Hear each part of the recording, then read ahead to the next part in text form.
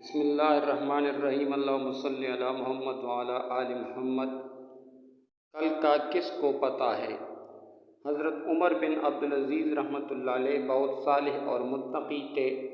آپ خلیفہ سلیمان بن عبد الملک کے مشیر تھے اور اسے ہمیشہ قرآن اور سنت کے مطابق عمل کرنے کا مشورہ دیتے تھے۔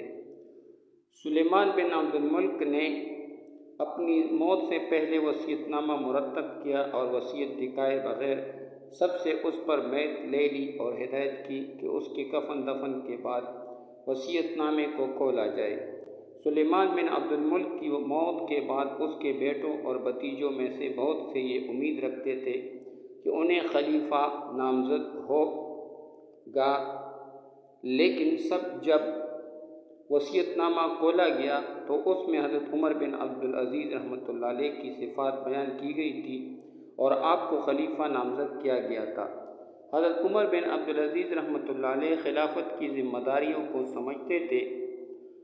اس کے علاوہ آپ یہ بھی موضوع نہیں سمجھتے تھے کہ خلافت کو وراثت بنایا جائے، اس لیے آپ نے اپنی دستبرداری کا اعلان کرتے ہوئے لوگوں سے اپنا خلیفہ خود چننے کے لیے کہا۔ سب نے آپ کے حق میں رائے دی تو آپ نے یہ ذمہ داری قبول کر لی۔ خلافت کی ذمہ داری قبول کرتے ہی حضرت عمر بن عبدالعزیز کی شخصیت میں زبردست تبدیلی دیکھی گئی۔ آپ نے وہ آرام و آسائش کی زندگی جو اس سے پہلے بسر کرتے تھے فوراً ترک کر دی۔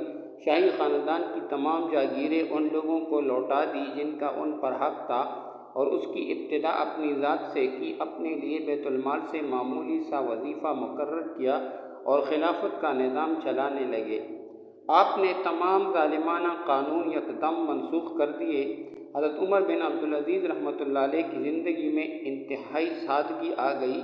آپ نے اپنی بیوی کے وہ تمام زیورات جو خلافت سے پہلے انہیں تحفے میں ملے تھے بیت المال میں جمع کر دیے۔ آپ کی بیوی نے جو خود ایک خلیفہ کی بیٹی تھی، اس سادہ زندگی میں آپ کا بھرپور ساتھ دیا۔ ایک دفعہ قصر خلافت میں کھانے کے ساتھ کوئی شیرینی بھی دسترخوان پر آئی۔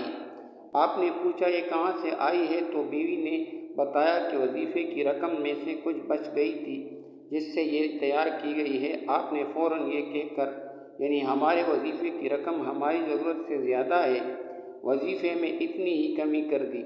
ایک دفعہ عید قریب تھی۔ عید کے لیے بچوں کے لیے نئے کپڑے نہیں تھے، گھر میں کوئی ایسی جمع پونجی بھی نہیں تھی جس سے کپڑے خریدے جا سکے، کیونکہ آپ بیت المال سے صرف اتنا وظیفہ لیتے تھے جس سے انتہائی سادگی سے گزر بسر ہو رہی تھی۔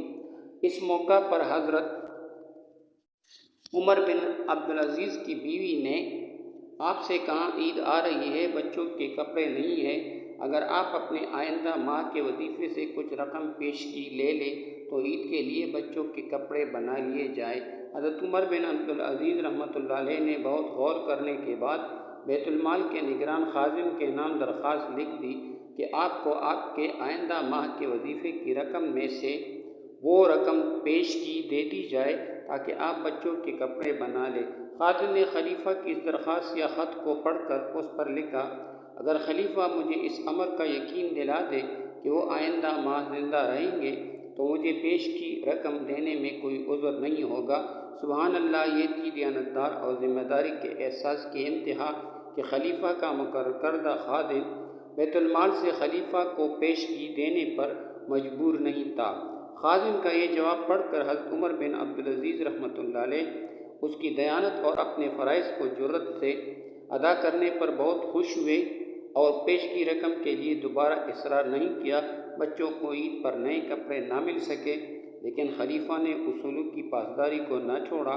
آپ اپنی زندگی سادہ رعایا پروری، تقویٰ اور عدل و انصاف کی وجہ سے عمر ثانی کے نام سے مشہور ہوئے۔